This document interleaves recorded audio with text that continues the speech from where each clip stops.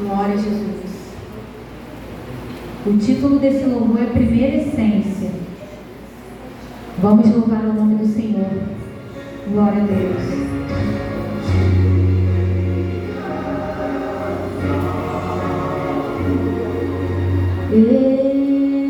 Estou no meu jardim, tranquei a porta, rasguei meu coração, reguei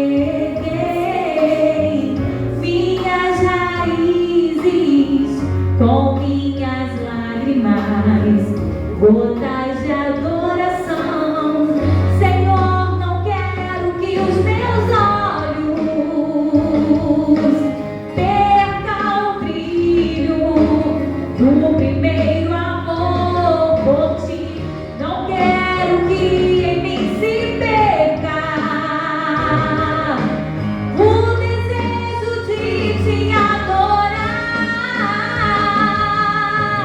Vem, Senhor, e me resgata todos os dias só pra te adorar. Quero ser teu bom perfume, primeira essência, jardim particular.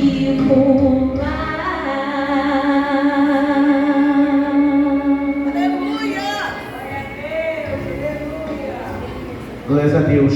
Todos acharam de novo, amém? Vamos à leitura então. Diz o seguinte: bênçãos decorrentes da obediência. Se andares nos meus estatutos, guardares os meus mandamentos e cumprirdes, então eu vos farei vossas chuvas a seu tempo.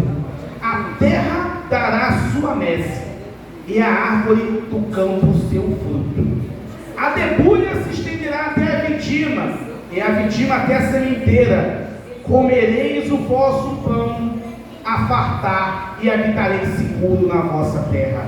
Estabelecerei paz na terra, deitar-vos-ei, e não haverá quem vos espante. Farei cessar os animais nocivos da terra, e pela vossa terra não passará espada. Perseguirei os vossos inimigos, e cairão a espada diante de vós. 5 de vós perseguirão a 100, e 100 dentre vós perseguirão a 10.000, e os vossos inimigos cairão a espada diante de vós. Glórias a Deus. Para vós outros olharei, e vos fareis fecundos, e vos multiplicareis, e confirmarei a minha aliança convosco.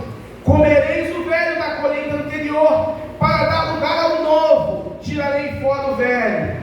Porém o meu tabernáculo no meio de vós, e a minha alma não vos aborrecerá. O 12 fechando: andarei entre vós, e serei o vosso Deus, e vós sereis o meu povo. Glória a Deus. Título da mensagem de hoje: Deus quer habitar no meio de nós. Aleluia.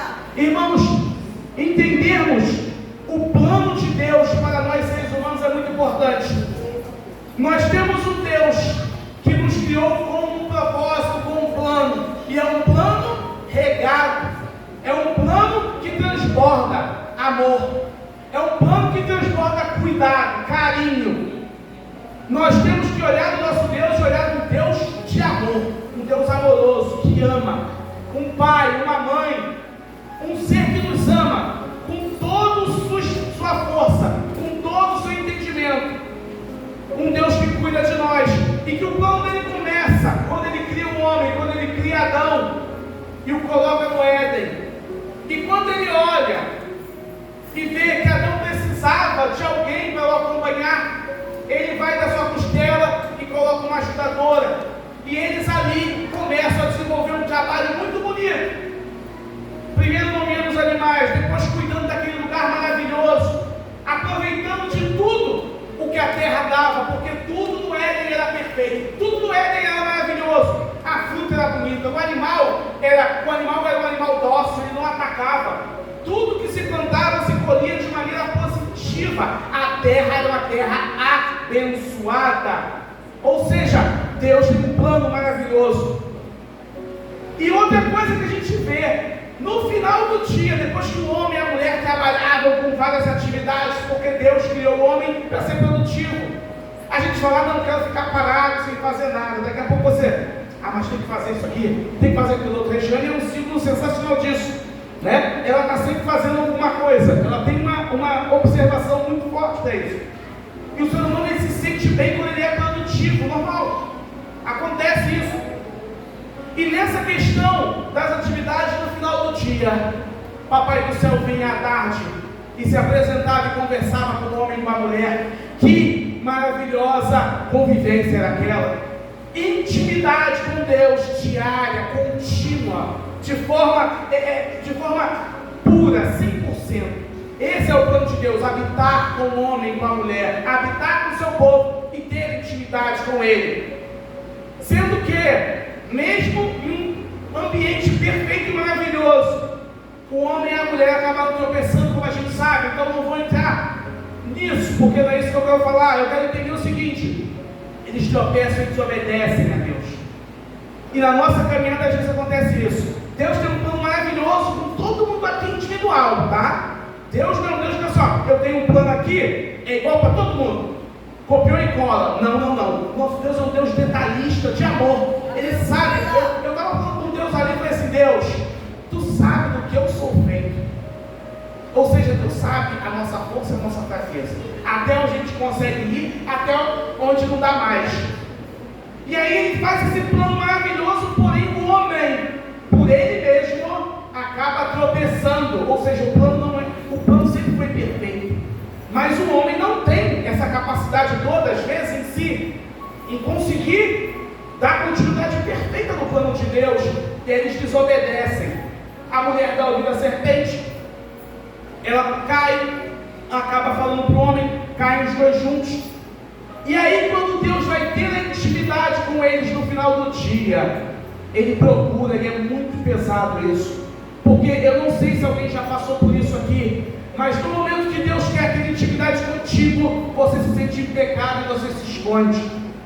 Adão, onde você está, Adão? Porque Deus quer intimidade. Triste coisa é Deus querer intimidade contigo e você querer se afastar de Deus, porque você se sente envergonhado. E eles colocam plantas para cobrir as suas vergonhas, que outrora eles não tinham.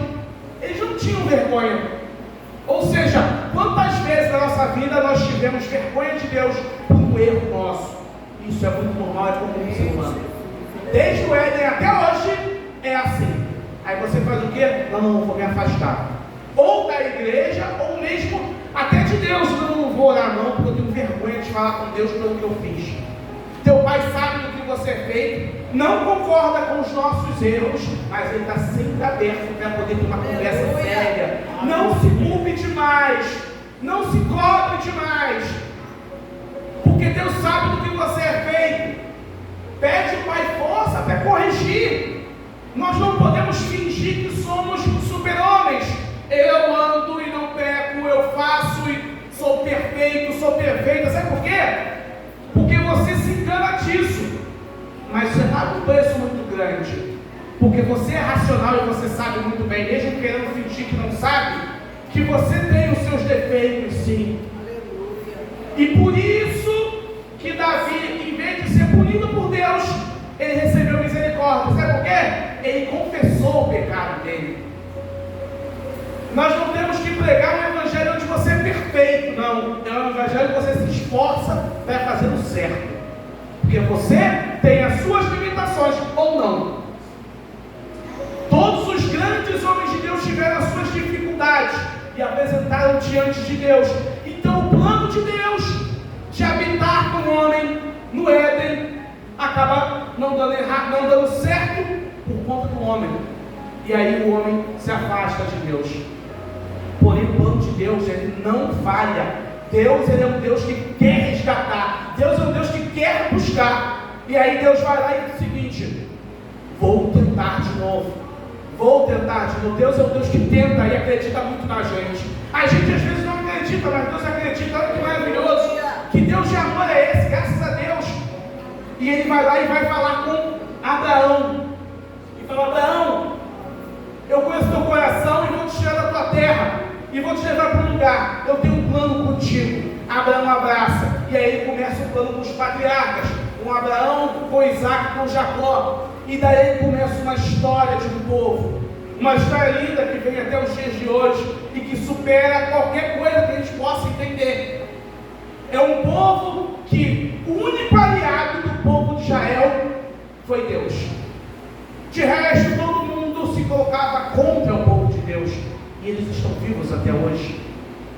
Passaram pela Babilônia, passaram pelo Império Persa, passaram pelo Império Grego, passaram pelo Império Romano, passaram por Hitler, estão aí.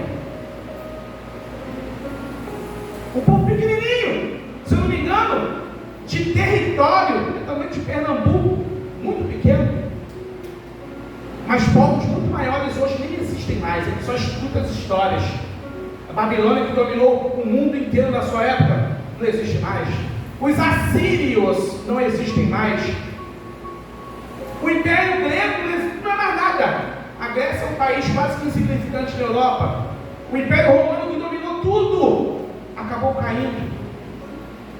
E está o povo de Deus aí. Por quê? Deus, Ele quer habitar no meio do seu povo. E quando Deus está no meio do seu povo, não tem para ninguém.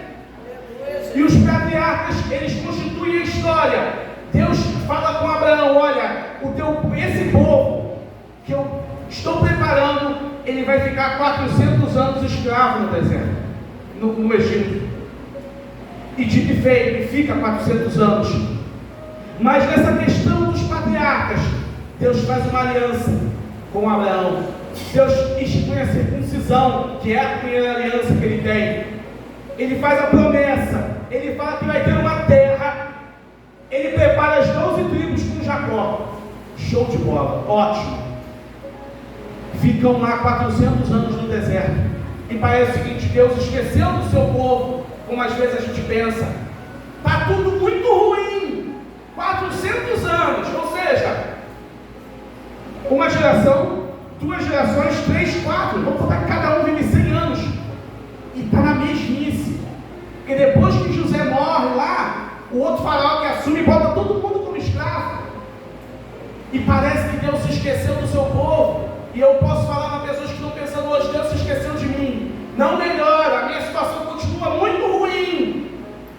E eu não sei, mas a Bíblia fala que o povo clamava, chorava, pedia. E a Bíblia fala que Deus se lembrou do seu povo lá em Êxodo. Mas é engraçado que Deus se lembrou, mas Deus não se esquece. Nunca se esqueceu.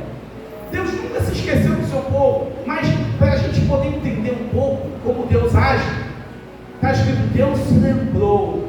Ou seja, eu prefiro falar: Deus se atentou ao seu povo. Mas ele falou que seria 400 anos. E aí Deus vai lá e faz o seguinte: chama Moisés. O chamado de Moisés é um desejo muito grande de Deus voltar a habitar no meio do seu povo, que estava esquecido. E nesse chamado que Deus faz com o seu povo, em Levíticos 26, a gente leu, ele faz o seguinte: eu vou libertar o povo, vou levar para a terra que eu prometi, porque eu tenho uma aliança e eu quero habitar no meio do meu povo. Deus fala nos seus 10 mandamentos, ele dá a lei para o seu povo, porque até então o povo só tinha promessa com os patriarcas e a aliança. Com Moisés, Deus vai capacitando o povo, ele dá a lei, ele dá a Torá, para que o seu povo possa se encorpar e entender quais são os preceitos que Deus quer para ele. Eu quero um povo, mas eu não quero qualquer povo de qualquer maneira, eu quero um povo dentro dessas diretrizes. Vocês saem de um ambiente de escravidão e vão para um ambiente de liberdade, mas isso é muito preocupante, porque quem sempre foi escravo, quando é liberto, não sabe o que fazer, está acostumado sempre de outro mandar. E agora? Você pode ver que o povo no deserto fazia muita besteira. A gente pensando: como esse povo, a água sai da rocha, daqui passa alguns tempos, o pessoal já está reclamando, saudade da cebola, saudade disso, saudade daquilo. Sabe por quê? O povo estava com mentalidade de escravo. E nós, servos de Deus, temos que quebrar a mentalidade de escravidão. A gente não tem que ficar com alguém direcionando a gente. Quem nos direciona é a palavra. Então Moisés foi aquele homem assim: vou preparar o povo, vou fazer o povo ficar lapidado da maneira que Deus quer. Com o quê? Com palavra, com ordenanças que vêm diretamente de Deus, não é de homem. Moisés era um homem muito manso, porque só um homem manso para aguentar aquele povo chato e difícil. Um povo que tinha pão agora, daqui a pouco, quero comer mais pão, daqui a pouco vem carne, mas aí a carne, ou seja, nunca estava satisfeito. O bom era a escravidão, o bom era o chicote do Egito, porque às vezes nós somos assim. Nós não paramos para olhar as bênçãos de Deus, as maravilhas que Deus faz. A gente faz o quê? Vou olhar o que não tem, vou olhar o que Deus não fez. Mas às vezes Deus não fez porque não é o momento de fazer. O povo, tudo que o povo precisou, a Bíblia falou que a roupa não se estragou no deserto, ela se manteve. As sandálias não se arrebentaram. Tinha uma coluna de nuvem para que eles não pudessem morrer com aquele sol. E a gente vê o Rio de Janeiro, deu 40, 45, tinha gente morrendo. Deserto é 45, 50 de dia, e de noite é muito frio. Ou seja, aquele povo não iria durar uma semana no deserto. Deus fez com que eles durassem 40 anos, dando comida, bebida, proteção, vitória contra o inimigo. E o povo não olhava para isso, o povo olhava para o que estava faltando. O que estava faltando ia chegar no momento certo. Deus prepara e o povo entra na sua terra, não com Moisés, mas entra com Josué, ou seja, é o cumprimento da promessa. E eles se estabelecem e eles pensam: Deus é um Deus de verdade, Deus é um Deus de promessa, que promete e que cumpre. E Deus habita no meio do seu povo na terra prometida. Josué separa por tribo de Rúben, tribo de Naphtali, vai ficar com essa terra, a tribo de Benjamim ali, a tribo de Judá ali, a tribo de Zebulon, Naphtali, todo mundo. Os levitas não vão ter tribo, não vão ter lugar. Por quê? Os levitas são do Senhor. É muito legal porque assim, a porção dos levitas não é porção de terra. A porção dos levitas é com o Senhor. Vocês vão cuidar de tudo que é de Deus. Olha só, é uma promessa muito maior. E os levitas acabam se tornando responsáveis de todo o aparato que é feito religioso. Vão cuidar do tabernáculo, naquele tempo era o tabernáculo. Ou seja, Deus institui também a ordenança do culto, de como é feito. E até de Moisés até Salomão, o templo era móvel, era monta e desmonta. Por quê? Eles estão andando no deserto. Já parou para pensar como era difícil? Eles vão do Egito até a terra prometida. A nuvem anda, eles desmontam o tabernáculo, ou seja, o templo móvel, e vão andando. A nuvem para, eles param, montam o tabernáculo e fazem as ofertas, as oferendas e tudo mais. A nuvem anda, eles desmontam tudo e vão andando. Era assim. Já parou para pensar? Tinha templo no deserto, montando e desmontando o tabernáculo, chamado em hebraico de Mishkan, e vai embora, até chegar à terra prometida. E aí eles montam em Siló. Aí a gente vê no livro de Samuel lá, que está o profeta lá, o sacerdote Eli, e ali era o templo. Estava em Siló, montado, parado, porque estava na terra prometida.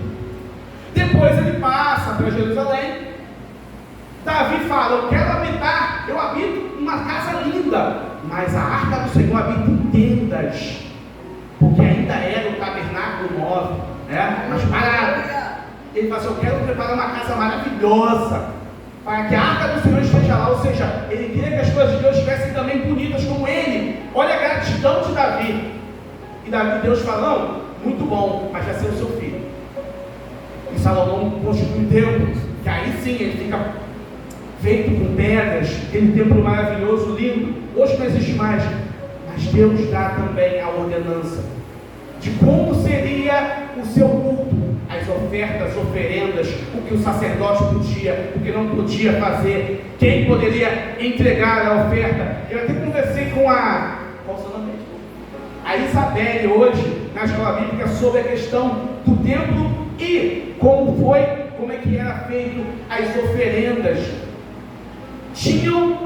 É engraçado o seguinte, o povo era escravo, agora tem todo um estilo, um ritual, tem toda uma estrutura que Deus deu. Olha como é que Deus faz com que a nossa vida cresça.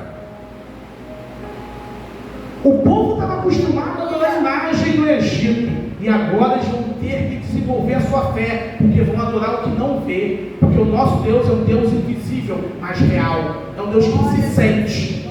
Você toca a Deus com o teu coração e com a tua fé, não com as suas mãos. É uma fé diferente. Por isso que quando Moisés no deserto está falando com Deus lá em cima, o povo tem que tocar em alguma coisa, e eles preparam, infelizmente, aquele bezerro de ouro. A gente conversou isso na escola bíblica, porque eles tinham que adorar o palpável, e a fé com coisas palpáveis é uma fé que não faz você viver o sobrenatural. Aleluia. Então, essa estruturação, o templo, os levitas, eles cuidavam das coisas de Deus. Então vamos lá, o templo tinha um espaço aberto, onde os levitas poderiam transitar.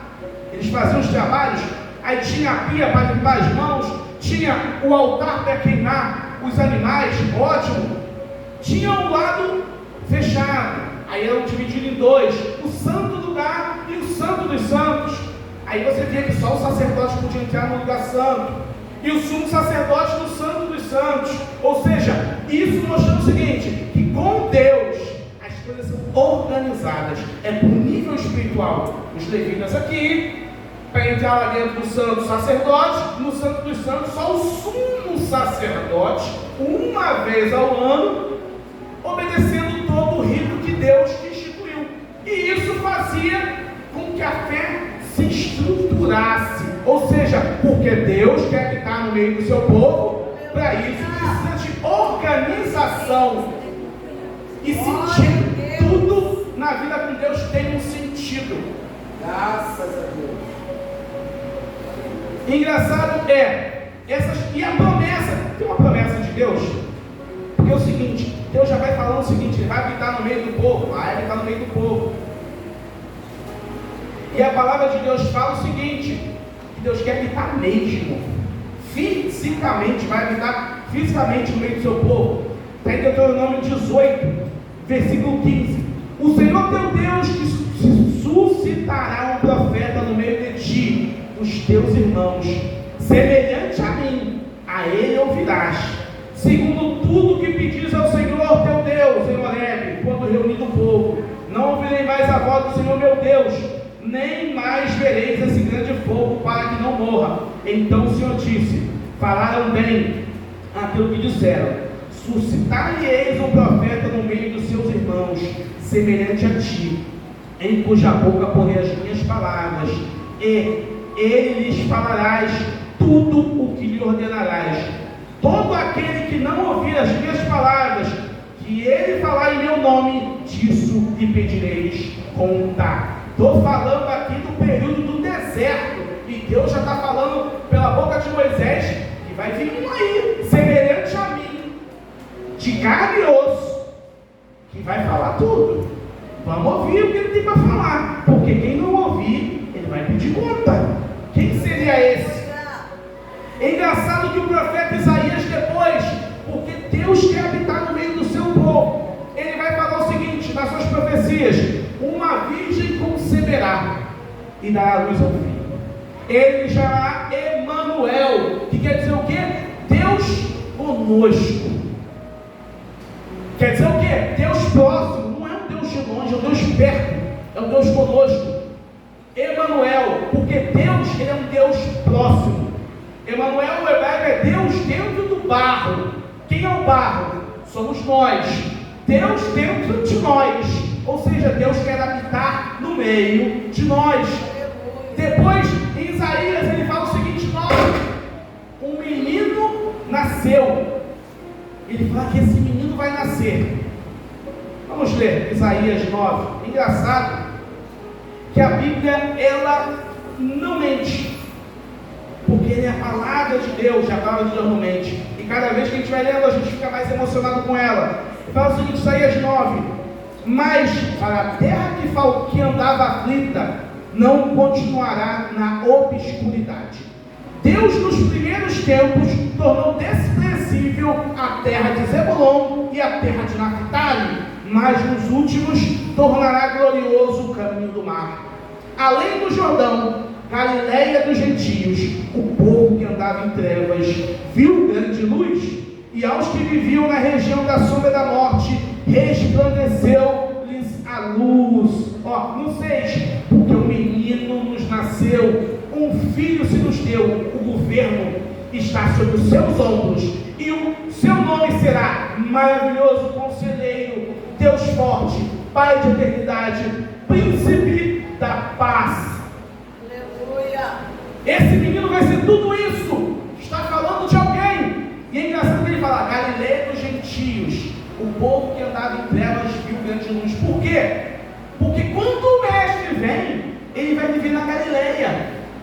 Se a gente provar entender, ele fala o seguinte: Deus nos primeiros momentos fez a terra de Zebulon e Naphtali desprezível, ou seja, era um lugar de gente pobre, gente difícil, gente necessitada, mas fez gloriosa. Por quê? Porque o mestre iria passar por lá e habitar lá muito tempo. Muito dos milagres que Jesus fez foi lá na Galileia. Muito dos milagres que Jesus fez na terra de Zebulon, na terra de Naphtali. Ou seja, não importa como era no começo, o que importa é o seguinte: quando Jesus passar pela sua e pela minha vida, as coisas que eram ruins, que eram feias, vão se tornar coisas lindas e maravilhosas.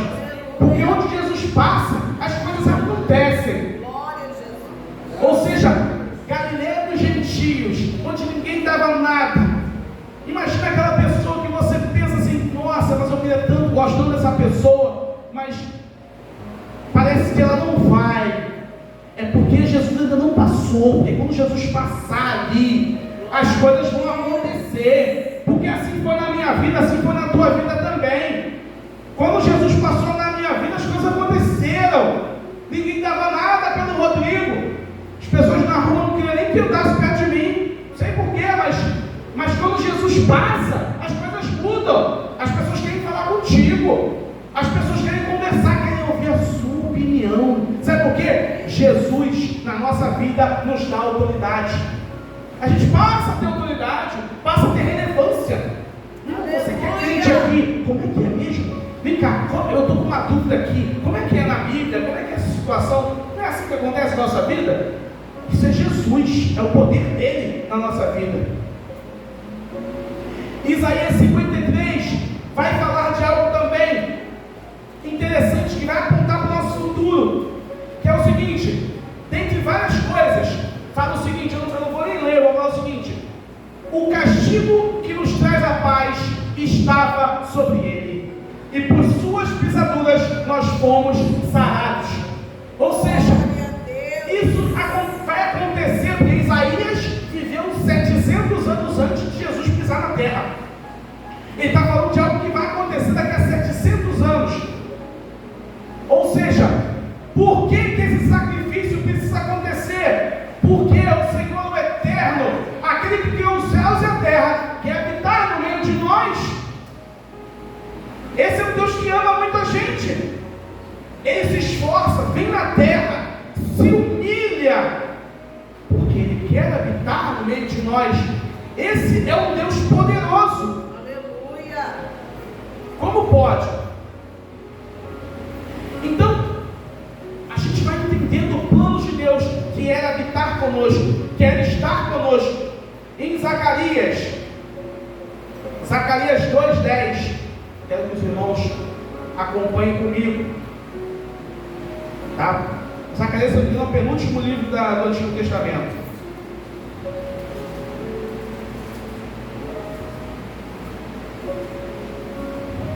Zacarias 2:10 diz o seguinte: olha como é lindo. Zacarias vive um pouco depois de Isaías, quase o contemporâneo dele.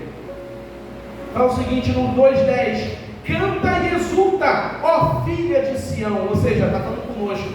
A filha de Sião, filha do povo santo. Deus usava essas figuras de linguagem para poder retratar o seu povo. É um jeito carinhoso. Canta e exulta, ó filha de Sião, porque eis que venho e habitarei no meio de ti, diz o Senhor. Deus promete mais uma vez, Ele quer estar no meio do seu povo. E aí vamos lá, depois, Zacarias 8:3. Vou começar do 1. Ele fala: veio a minha palavra do Senhor dos Exércitos, dizendo: assim diz o Senhor dos Exércitos, tenho grande zelo de Sião, e com grande indignação tenho zelo dela. Assim diz o Senhor: voltarei para Sião e habitarei no meio de Jerusalém. Jerusalém será chamada cidade fiel e monte do Senhor dos Exércitos, monte santo. Ou seja, Deus falou assim: eu vou fazer com que seja santo, voltarei. Às vezes tem pessoas aqui que tinham intimidade com Deus, pessoas que estão aqui, ou pessoas que a gente conhece, que você fala assim: nossa, a pessoa tem uma intimidade tão grande com Deus, mas algo fez com que ela perdesse esse contato. Deus fala: voltarei e habitarei. Ou seja, Deus vai voltar e vai habitar pessoas que a gente conhece, pessoas que a gente ama, pessoas que a gente ora. Voltarei e habitarei no meio do meu povo. Essa é a promessa de Deus.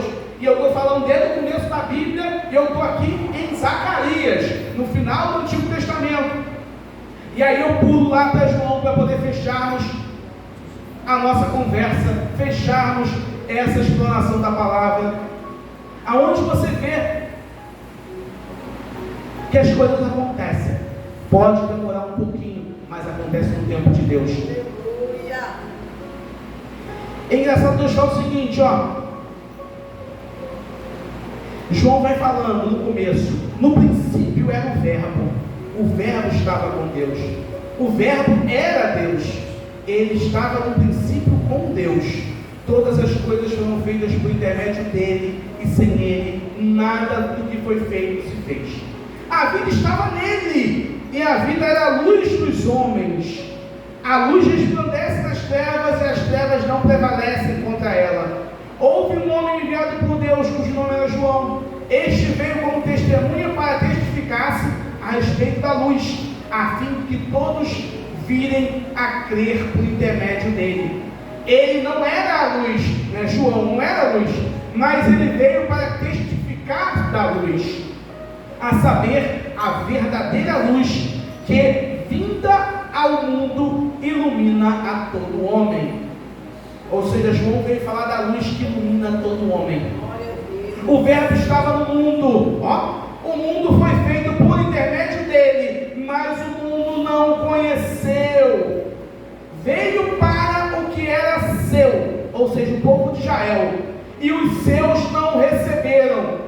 Israel não recebeu Jesus, mas todos quantos nos receberam, levanta a mão aí quem recebeu Jesus. Glória a Deus.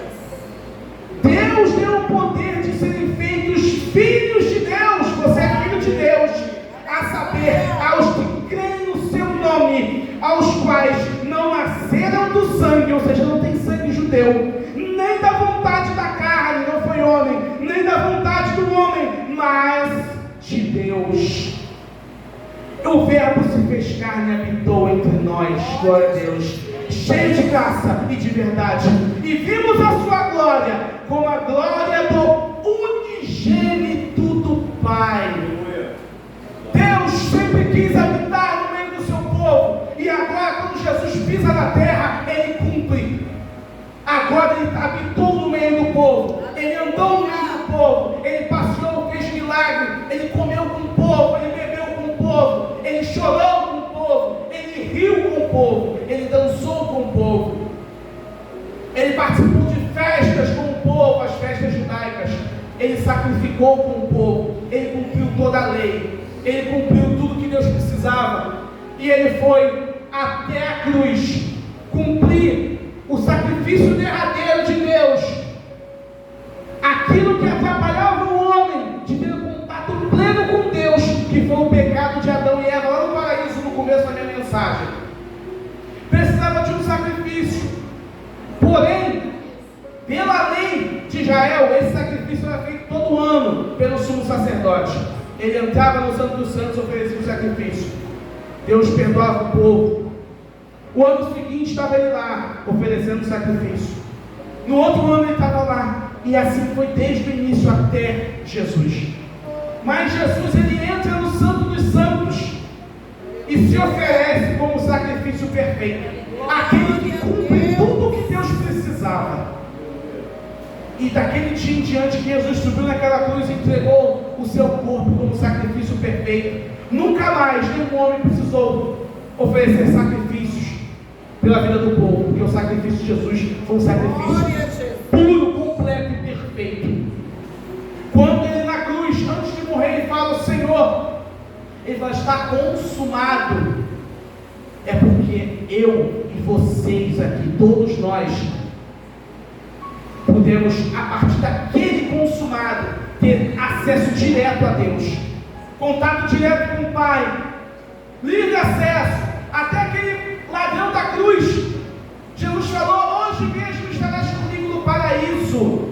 Ou seja, a possibilidade, a porta se abriu, o véu que separava o lugar santo do Santo dos Santos se rasgou. Deus agora tem contato direto comigo e contigo, para que você, com todo o seu coração, possa entregar a sua vida a Ele, assim como cada um aqui teve o seu momento de entrega. Então eu falo o seguinte: a você que está na dúvida hoje, a você que quer fazer uma nova aliança, renovar, a você que quer fazer a sua primeira aliança com Deus, Deus quer habitar no meio de nós, Deus quer habitar no meio do teu coração, da tua vida. Agora é com você. Você quer que Deus habite no meio da tua vida, no meio do teu coração?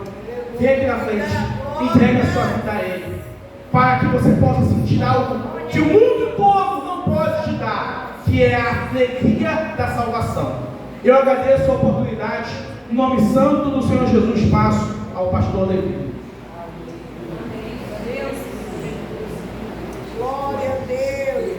Glória a Deus. Né? Gente, tudo que nós aprendemos mais um pouquinho. E esta mensagem, eu estava observando, tem tudo a ver com a mensagem introdutória.